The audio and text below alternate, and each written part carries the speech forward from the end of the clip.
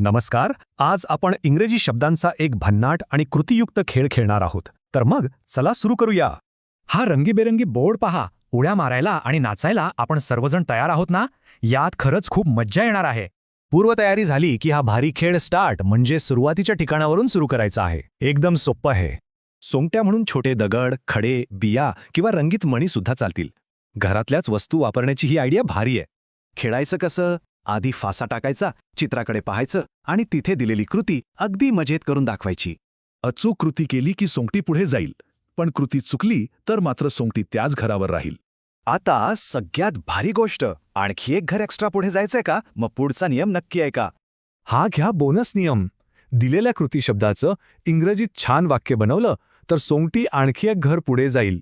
जसं की डान्स हा शब्द आल्यास आय एम डान्सिंग असं वाक्य बनवायचं आणि लगेच एक्स्ट्रा घर मिळवायचं. आपली वेळ संपली की फासा पुढच्या मित्राकडे द्यायचा. आता तोही त्याची कृती करून दाखवेल. हा U1चा चषक पहा.